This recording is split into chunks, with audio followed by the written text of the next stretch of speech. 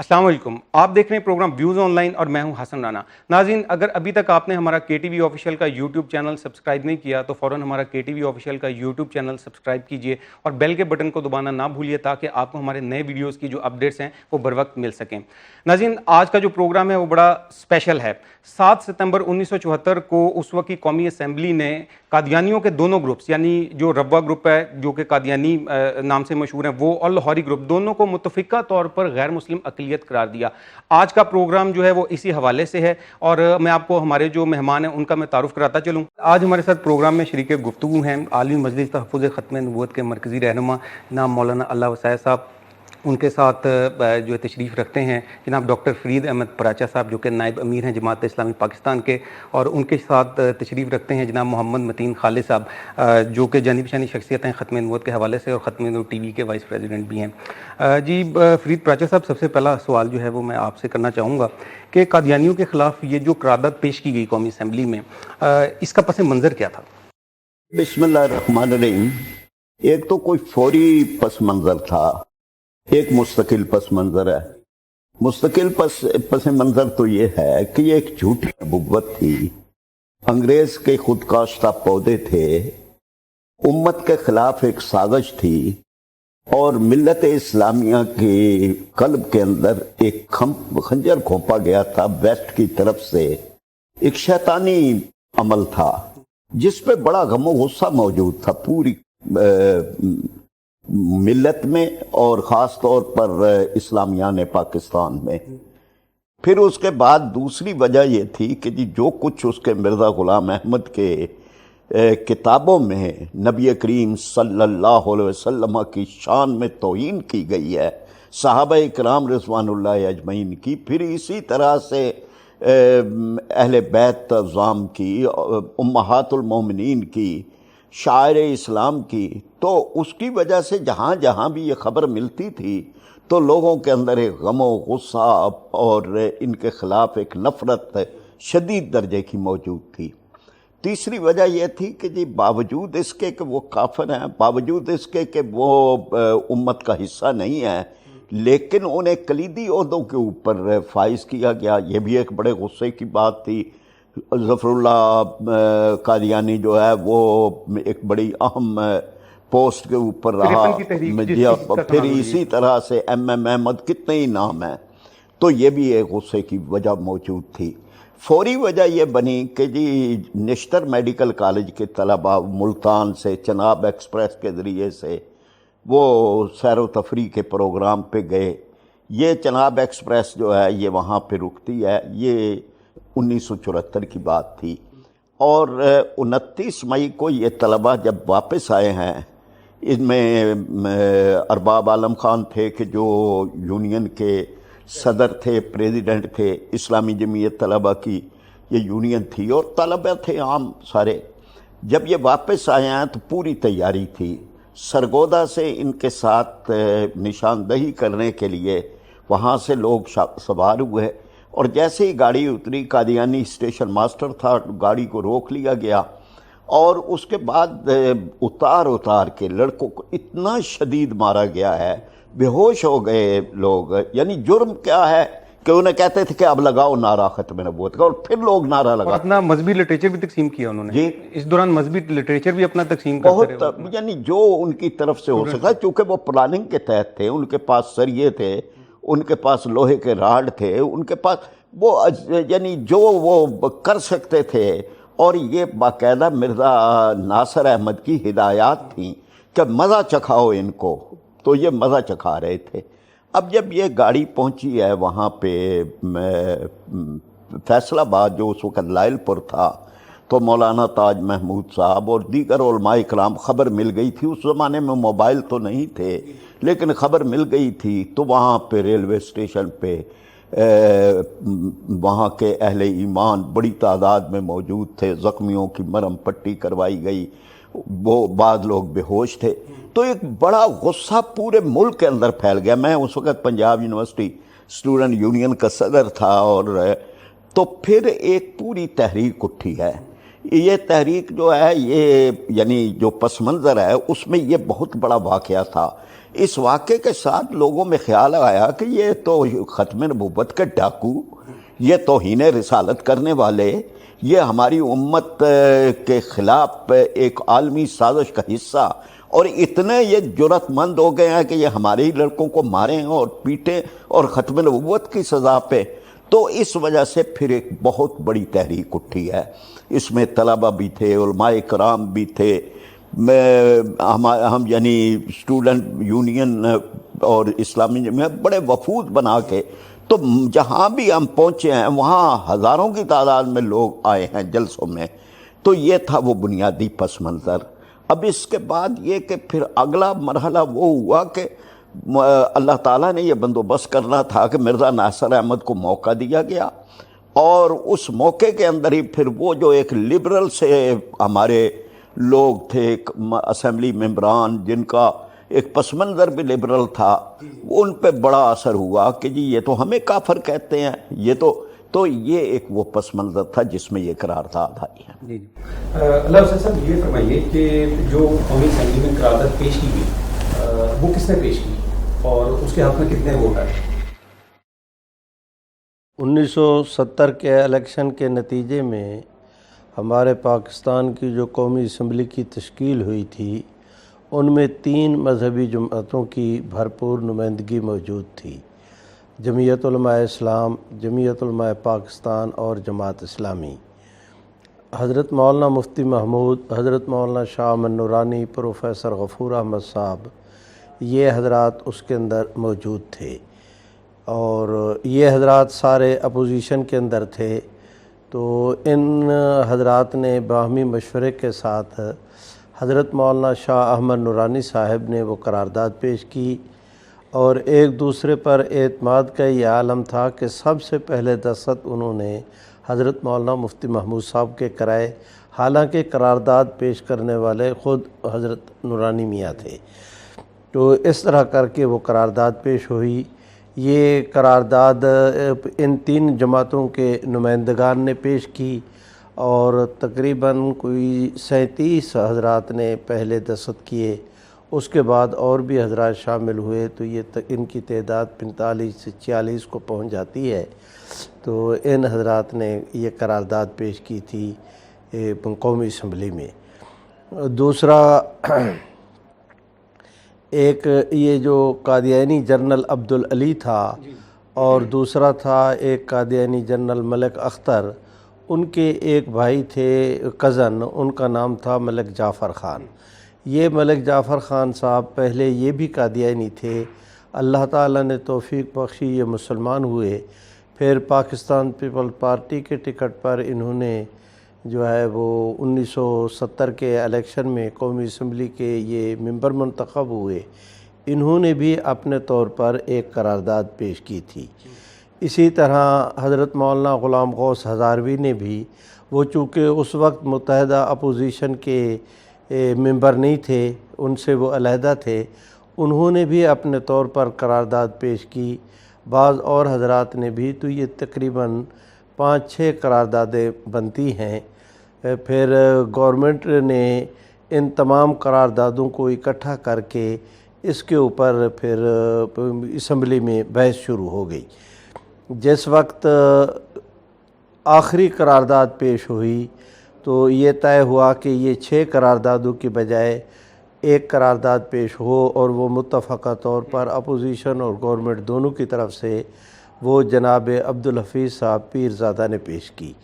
وہ متفقہ قرارداد تھی، اور مذاکرات کے نتیجے میں اس کا مسودہ بھی ایک ایک حرف پر بحث کرنے کے بعد وہ تیار ہوا تھا. تو سب سے پہلے انہوں نے پیش کی.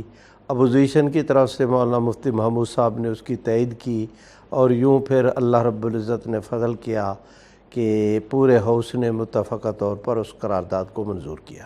اللہ صاحب ویسے عام طور پر تو ایسا نہیں ہوتا کہ پارلیمنٹ سسٹم کے اندر جب بھی کوئی آئین جو ہے وہ بنتا ہے تو اس میں ووٹنگ ہوتی ہے، جو زیادہ ووٹ جس کی طرف ہوتے ہیں آئین میں. تو اس میں قادیانی جماعت والوں کو اس کا جب حصہ بنایا گیا ہے، جب ان کو بلایا گیا اس میں یا وہ خود آئے، تو وہ کس رولز کے تحت آئے ادھر؟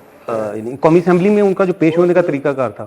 خود قادیانی جناب ذوالفقار علی بھٹو نے جس وقت یہ تحریک چلی تو انہوں نے ارشاد فرمایا کہ اس مسئلے کو میں قومی اسمبلی میں لے جاؤں گا۔ ان کے اعلان کے ساتھ ہی خود قادیانی جماعت نے باقاعدہ ریٹرن لکھ کر درخواست پیش کی کہ ہمارے عقائد پر اگر اسمبلی میں بحث ہونا ہے تو ہمارے موقف کو بھی سنا جائے، ہمارے موقف کو سنے بغیر اگر اسمبلی نے کوئی فیصلہ دیا تو وہ یک طرفہ ہوگا۔ ان کی درخواست پر یہی فیصلہ ہوا کہ ان کو بھی موقع ملنا چاہیے۔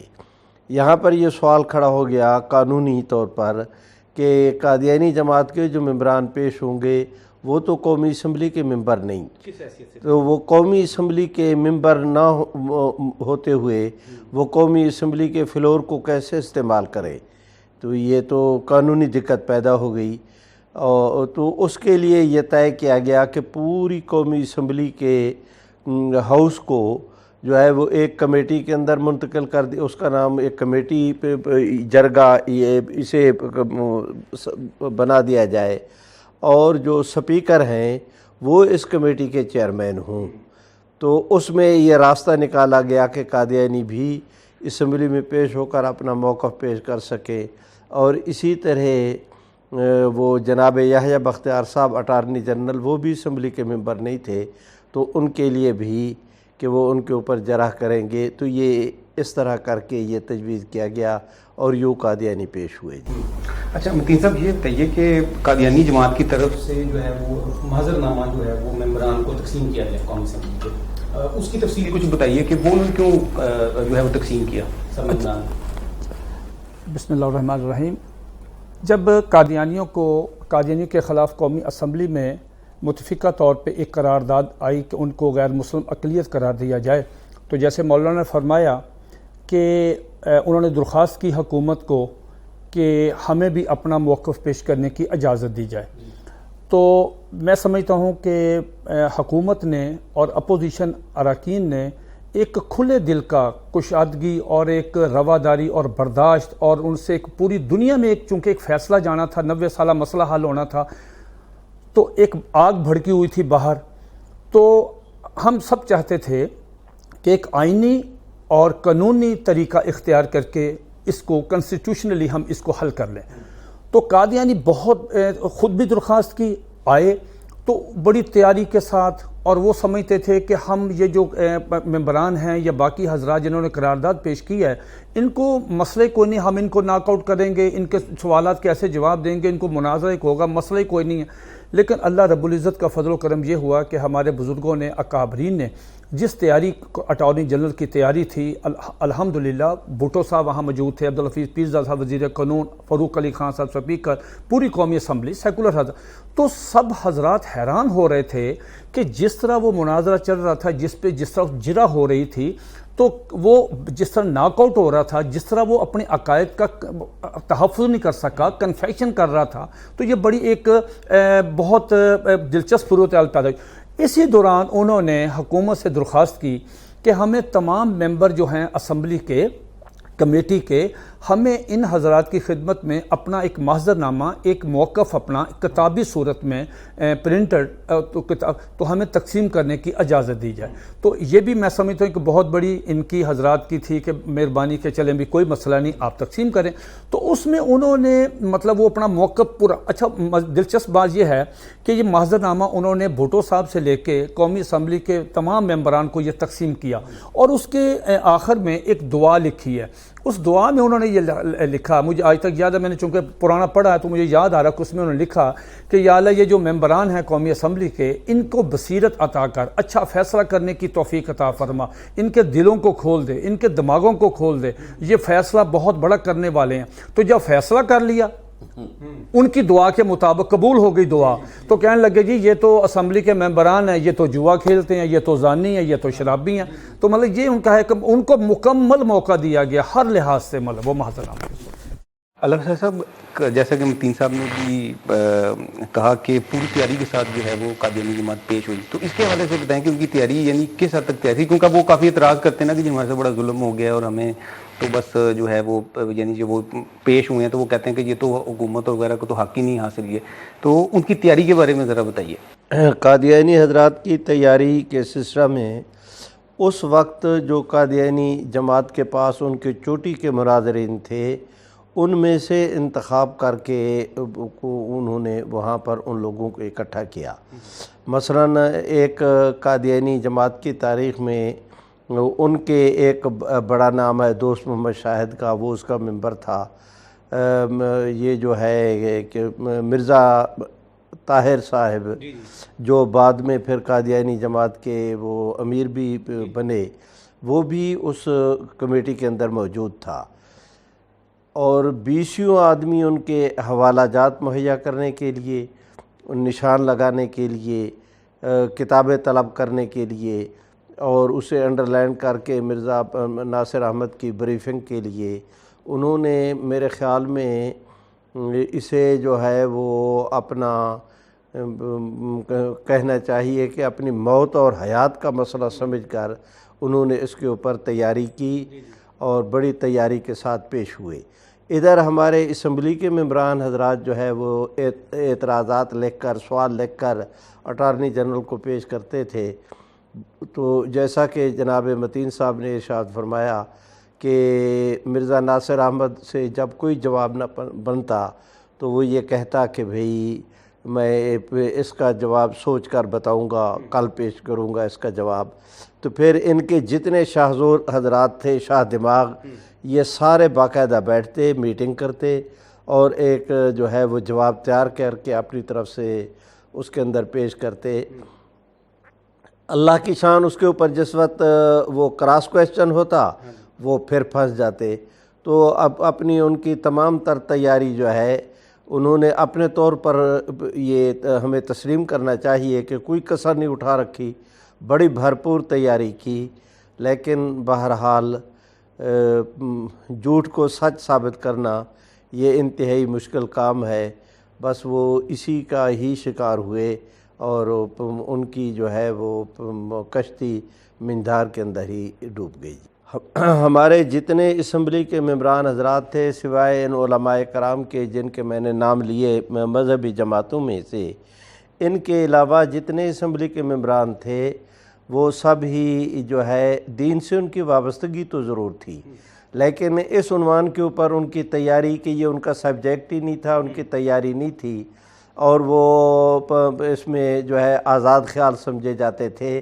تو قادیانی جماعت کا خیال یہ تھا کہ جاتے ہی انہیں ہم وہ تارنوالا کی طرح پہلے مرحلے میں ہی ہضم کر کے فارغ ہو جائیں گے، لیکن وہ تو قدرت نے کرم کیا کہ غیب کی طرف سے ایسا انتظام ہوا کہ جو ممبر اپنے جس حلقے سے تعلق رکھتا تھا وہاں پر کی جو دینی قیادت تھی وہ سوال تیار کر کے، کتابیں تیار کر کے اپنے اپنے طور پر ہر ممبر کو وہ تیاری کے اندر لگے ہوئے تھے۔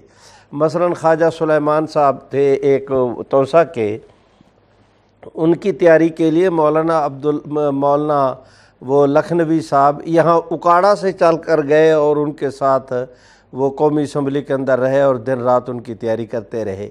تو اس طرح کر کے قدرت کی طرف سے بھی ہوا، اور پھر جو ہماری مذہبی قیادت موجود تھی انہوں نے تو بھی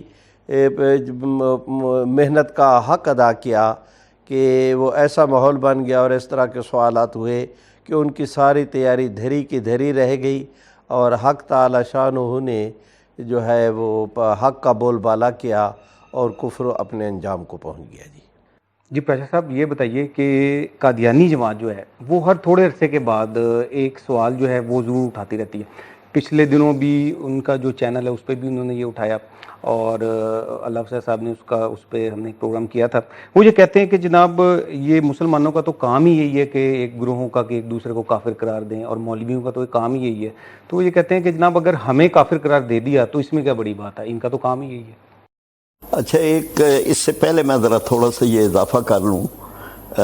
مولانا لبس آیا صاحب بتا رہے تھے کہ جس طرح سے اس نے دلائل دیا، اللہ تعالیٰ نے فہم و فراست اور تیاری سارے ممبران میں، جو جن کی مذہبی بیک گراؤنڈ نہیں تھا ان کے اندر بھی پیدا کر دیا۔ لوگ بڑی دلچسپی لیتے تھے کہ ان سے کیا سوال اور کرنا ہے، چٹھے وہ لوگ دیتے تھے۔ پروفیسر غفور احمد صاحب اور جماعت کے جتنے لوگ ہیں ان کی بھی باقاعدہ تیاری کے لیے علماء کرام تھے۔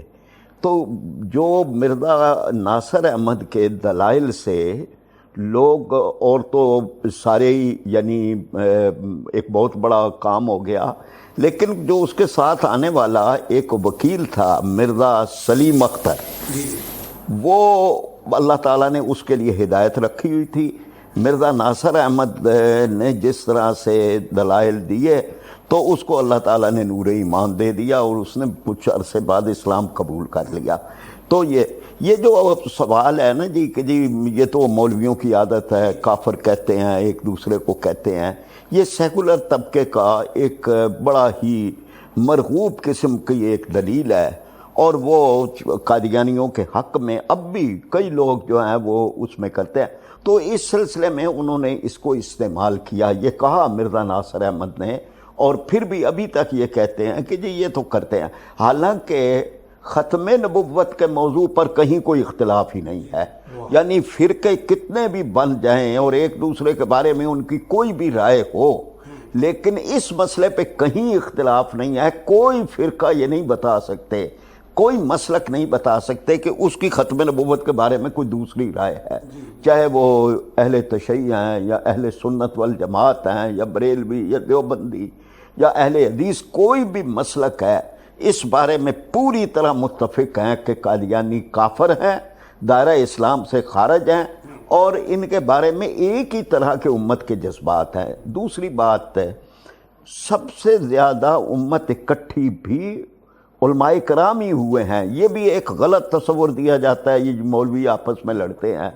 1953 کی ختم نبوت کی تحریک سب اکٹھے تھے، سزائے موت سنائی گئی، مولانا سید ابوالعلا مودودی رحمۃ اللہ علیہ، مولانا عبدالستار نیازی، پھر اسی طرح سے علماء کرام ساری جماعتوں کے وہ گرفتار ہوئے، اور جب گولیاں کھانے کا وقت تھا تو ساروں کے ہی سینے کھلے تھے، چاہے وہ کسی بھی مسلک سے تھے۔ پھر 31 علماء کرام 22 نکات پر اکٹھے ہوئے۔ جب یہ تھا کہ جی کس کا اسلام کس کا اسلام، تو سب سے زیادہ علماء کرام اکٹھے ہوئے، جید ترین علماء کرام اس وقت کے۔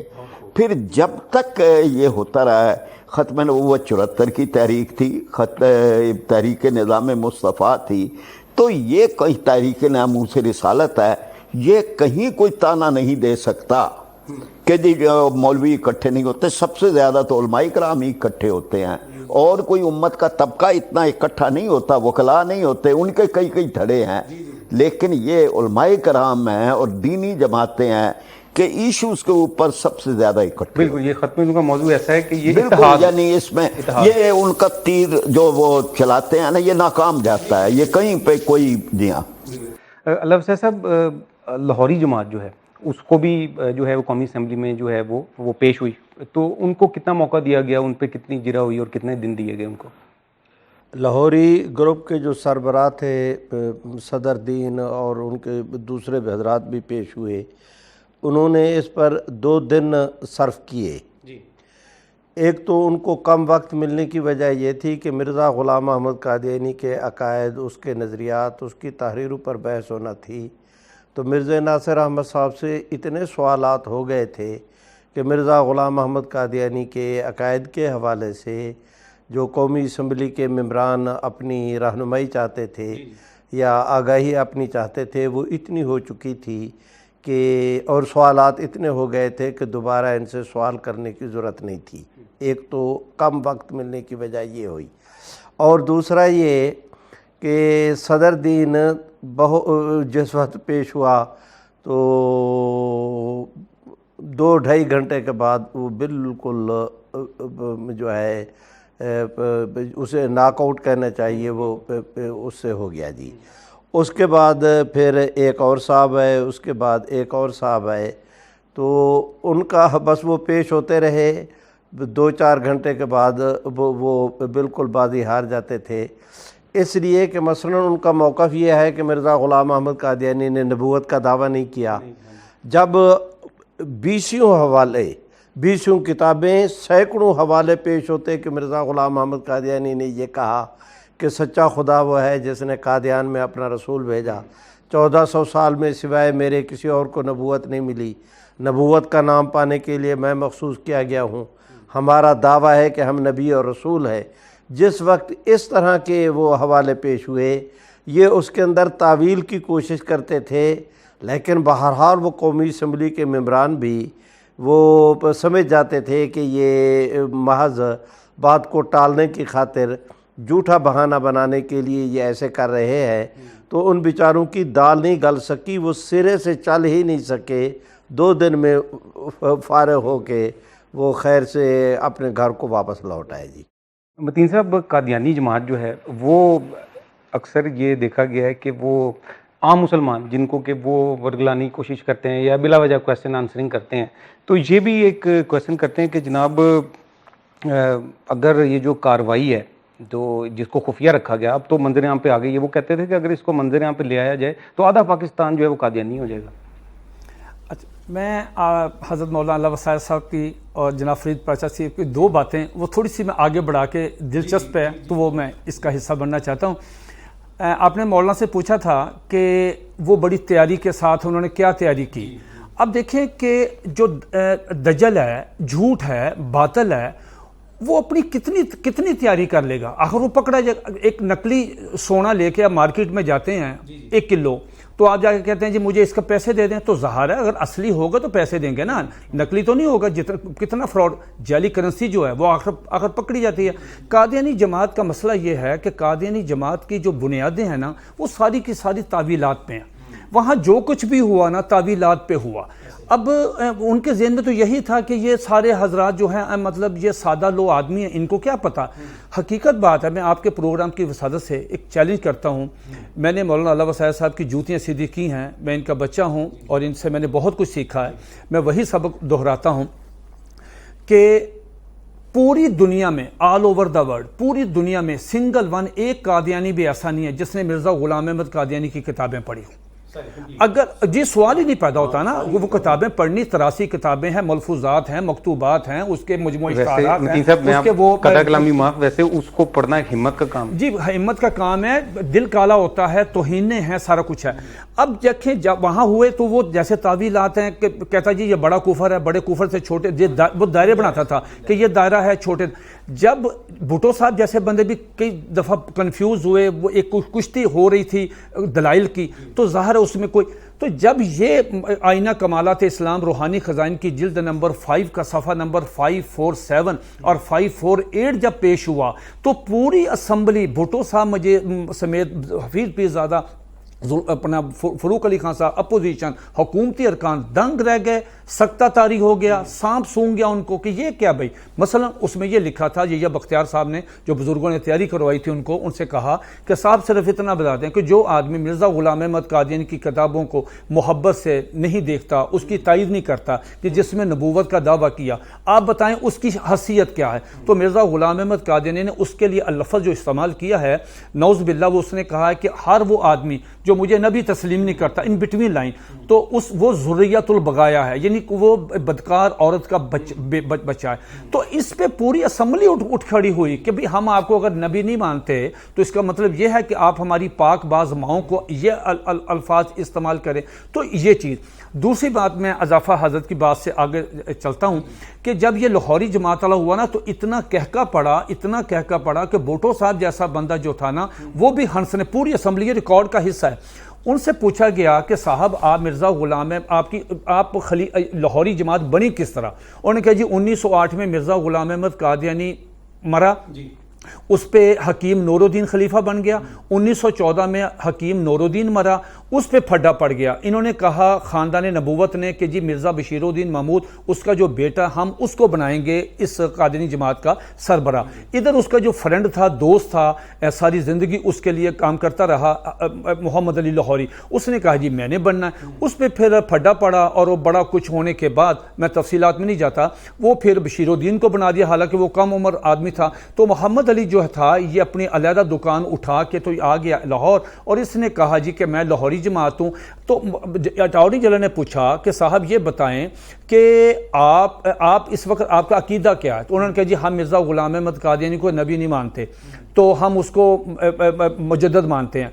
तो अटॉर्नी जनरल ने कहा कि 1914 तक आप उसको नबी मानते थे, अब आपने दुकान अलहदा की तो अब आप कहते हैं कि मैं उसको मानता हूँ मुजद्दद।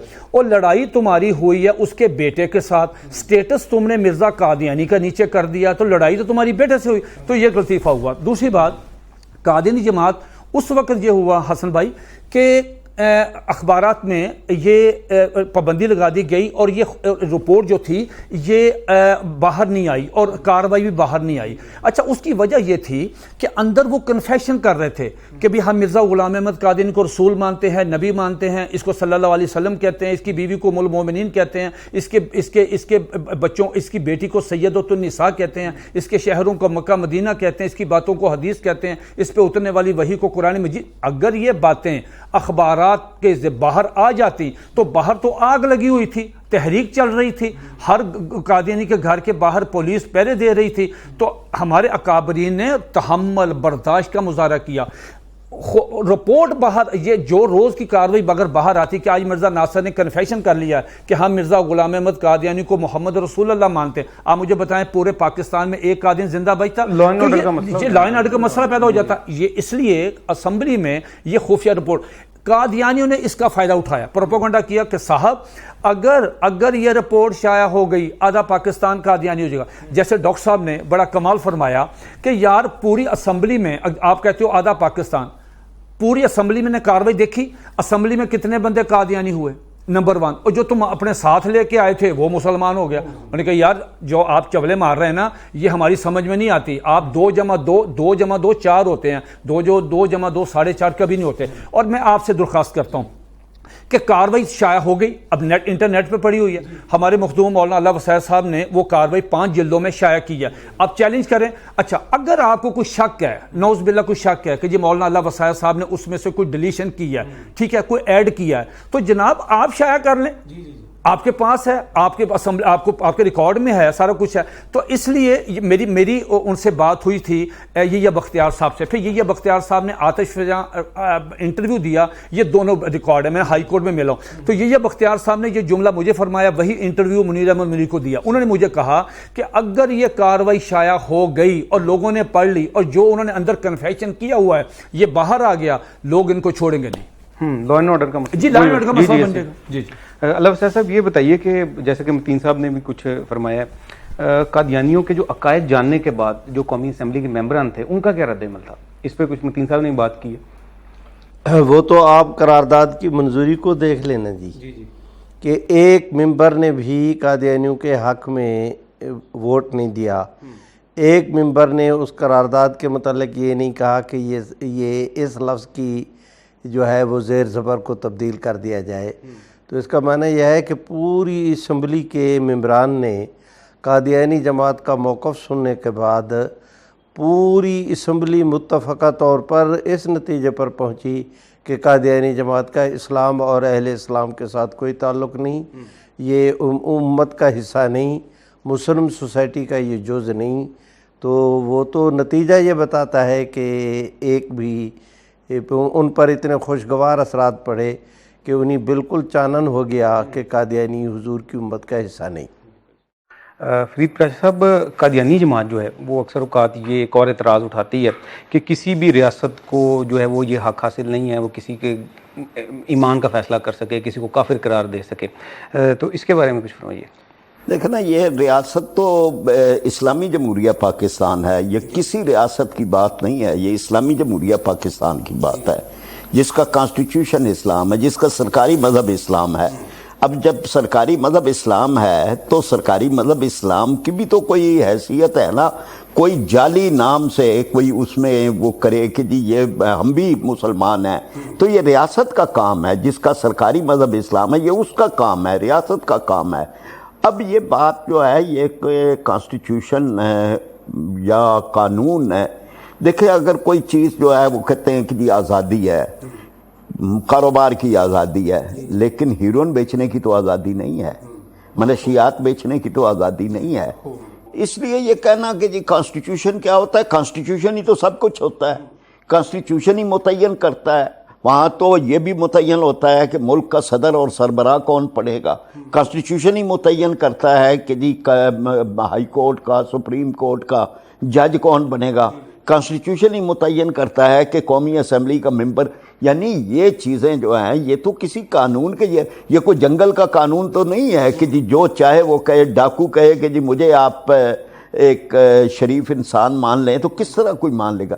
اس لیے یہ بات کانسٹیٹیوشن کی دائرے کے اندر ہے، ٹھیک کیا گیا.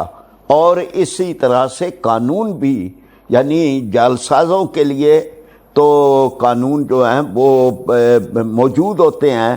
اب ان کی جعلسازی کے لیے پھر قانون بھی بنا 1984 میں کہ تاکہ یہ مسجد اپنی عبادت گاہ کو مسجد نہ کہہ سکیں. یہ جو ہے وہ نعوذ باللہ ام المومنین اور امہات المومنین اور صحابی اور اسی طرح مرزا کی خرافات کو قرآن پاک کی آیات وغیرہ وغیرہ جو بھی یہ کر رہے ہیں وہ یہ نہ کر سکیں، یہ روکا گیا ہے. اس لیے یہ کہ کانسٹیٹیوشن کا ہی یہ کام ہے، قانون کا ہی یہ کام ہے. قانون ہی مدد کرتا ہے لوگوں کی کہ جی ان کو یہ بتاتا ہے کہ صحیح چیز کیا ہے اور غلط کی چیز کیا ہے. تو اس لحاظ سے یہ ان کا کوئی اعتراض جو ہے وہ صرف پھر کئی اور ریاستوں میں کہ جہاں کے کانسٹیٹیوشن مسلمان نہیں تھے، افریقہ کی ریاستوں، وہاں ان کو غیر جو قرار دیا گیا، غیر مسلم قرار. اگر ان کے حق میں فیصلہ آ جاتا پھر تو میرے خیال ہے ان کا یہ رد عمل نہ ہوتا، پھر یہ تو کیونکہ ان کے خلاف آ گیا تو پھر اس وجہ سے میرے خیال یہ مفروضہ ہی ممکن نہیں ہے. متین خالد صاحب یہ فرمائیے کہ جو قادیانی جماعت ہے وہ کہتی ہے کہ جناب ہم تو آئین میں اپنی جو حیثیت ہے اس کو تسلیم ہی نہیں کرتے، ہم تو اپنے آپ کو غیر مسلم اقلیت تسلیم نہیں کرتے. ریسنٹلی بھی ابھی جو ان کے ترجمان ہیں انہوں نے BBC کو انٹرویو دیا، اس میں بھی انہوں نے یہی کہا ہے. تو وہ اگر یہ ان کا موقف ہے تو اس موقف پہ رہتے ہوئے وہ اپنے حقوق کا مطالبہ کر سکتے ہیں. ہم جو اس وقت پروگرام کر رہے ہیں، یہ پورا ملک جو آپ کا ہے یہ ایک کنسٹیٹیوشن کے تحت چل رہا ہے. یہ پورا جو معاشرہ ہے، یہ پورا پاکستان ایک آئین کے تحت چل رہا ہے. اگر کوئی آدمی کسی کے سب کے حقوق بھی ہیں اور سب کے فرائض بھی ہیں، اس لیے ہم آئین کے تابع ہیں. آئین میں قادیانیوں کو غیر مسلم اقلیت قرار دیا گیا. ایک آدمی اگر آئین کو نہیں مانتا، چلے 2 منٹ کے لیے سپوز ایک آدمی قرآن مجید کو نہیں مانتا تو وہ تو مسلمان ہی نہیں ہے. ایک آدمی پاکستان کے کنسٹیٹیوشن کا منکر ہے، وہ مانتا ہی نہیں ہے، تو وہ تو پاکستان کے آئین کا باغی ہے. اس کے جو وہاں پہ آئین میں حقوق لکھے ہیں کہ یہ اقلیتوں کے حقوق ہیں، یہ اکثریت کے حقوق ہیں. ایک آدمی آئین میں دی گئی اپنی حیثیت کو تسلیم کرنے سے انکاری ہے تو پھر وہ آئین میں دیے گئے اپنے حقوق بھی نہیں مانگ سکتا. یہ بات سپریم کورٹ بھی لکھ چکی ہے کہ جب تک آپ اپنے آپ کو آئین کے تابع نہیں کریں گے. ہمارا بھی دیکھیں بڑا سمپل سا، بڑا انوسینٹ، بہت ہی ایک ہمارا ایک ہمبلی مطلب ایک ریکویسٹ ہے حکومت سے بھی اور مطالبہ کہ ہم سب مسلمان، ہم سب قانون آئین کا احترام کریں گے اور قادیانی سے بھی ہم توقع رکھتے ہیں کہ وہ بھی آئین اور قانون کا احترام کریں. لڑائی کب ہوتی ہے؟ جب قادیانی آئین اور قانون سے ابو لا اینڈ آرڈر کی صورتحال پیدا کرتے ہیں. وہ لٹریچر دل آزار اور گستاخانہ تقسیم کرتے ہیں. اس لٹریچر جب تقسیم ہوتا ہے، دیکھیں نا اپنے گھروں کے باہر کلمہ طیبہ لگانا اور کہنا کہ جبکہ آپ کی سپریم کورٹ کہہ چکی ہے کہ وہ محمد سے مراد مرزا غلام احمد قادیانی لیتے ہیں تو اور ان پہ پرچہ بھی توہین رسالت کا ہوگا تو یہ اشتعال انگیزی ہے. جب قبرستان میں ہے مسلمان وہاں پہ کتبوں میں یہ لکھتے ہیں تو یہ حکومت کو روکنے والا کام ہے. ہم تو قانون کو ہاتھ میں نہیں لیتے تو قانون کو تو اس لیے اگر قادیانی آئین کو مانیں گے، آئین کو سلام کریں گے، آئین کو اپنی دیگی حیثیت کو تسلیم کریں گے، ان کو جو آئین نے حقوق دیے ہوئے ہیں وہ اپنے رائٹ لیں. اگر قادیانی آئین میں دیگی اپنی حیثیت کو تسلیم نہیں کرتے تو سپریم کورٹ کے فیصلے کے مطابق وہ اپنا مطالبہ حقوق کا نہیں کر سکتے. علوی صاحب، یہ جو پاکستان کی قومی اسمبلی نے ایک تاریخی فیصلہ کیا، اس کے دیگر ممالک پہ کیا اثرات ہوئے؟ یعنی قادیانیوں کو اور کن کن ممالک میں غیر مسلم قرار دیا گیا؟ ایک یہ ہے کہ آئینی طور پر انہوں نے باہر کے ملکوں نے اپنے آئین کے اندر یہ طے کیا ہو کہ قادیانی غیر مسلم ہیں. بہت سارے ملک ہیں، بعض ممالک جیسے خود عرب امارات کے سپریم کورٹ نے فیصلہ دیا کہ قادیانی مسلمان نہیں. اصولی طور پر مشرق سے لے کر مغرب تک کوئی ایک مسلمان بھی قادیانیوں کو مسلمان نہیں سمجھتا۔ اس کے یہ اثرات مرتب ہوئے کہ پوری دنیا اسلام قادیانیت کے کفر پر اکٹھی ہو گئی۔ جہاں جو غیر ممالک ہیں، دوسرے ممالک اسلامی ممالک نہیں ہیں، ان ممالک میں بھی تمام تر مکاتب فکر، ان کے مساجد، ان کے مدارس، ان کے منبر، ان کے محراب، ان کے خطیب، ان کے دارالافتاء، ان کے مفتی، جو ان کی اتھارٹی ہے یا فورم ہیں کہ کوئی فیصلہ کرنے کے، پوری دنیا کے اندر مسلمانوں کا ایک بھی فورم ایسا نہیں جو قادیانیوں کو مسلمان سمجھتا ہو۔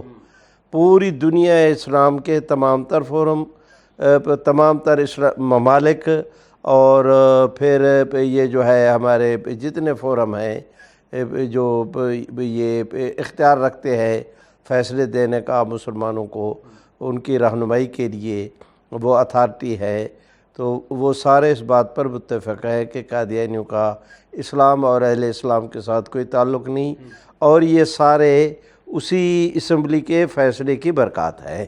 اللہ افضل صاحب، جو قادیانی ہیں ان کو آپ کیا پیغام دینا چاہیں گے؟ قادیانی سے یہی کہتا ہوں کہ پیغمبر اسلام محمد عربی صلی اللہ علیہ وسلم کے رحمت کا دروازہ کھلا ہے، وہ مرزا غلام احمد قادیانی کو چھوڑ کر پیغمبر اسلام کے دروازے پر آ جائیں، اسلام قبول کریں۔ ہمارے قابل احترام بھائی ہیں، ہم ان کا خیر مقدم کریں گے اور انہیں سینے کے ساتھ لگائیں گے۔ جی ناظرین، میں اپنے مہمانوں کا بہت شکر گزار ہوں، جناب مولانا اللہ وسائے صاحب کا، جناب ڈاکٹر فرید احمد پراچا صاحب کا، اور جناب محمد متین خالد صاحب کا۔ یہ تھا آج کا پروگرام، امید ہے کہ آپ کو پسند آیا ہوگا۔ نیکسٹ پروگرام تک کے لیے حسن رانا کو اجازت دیجیے، اللہ حافظ۔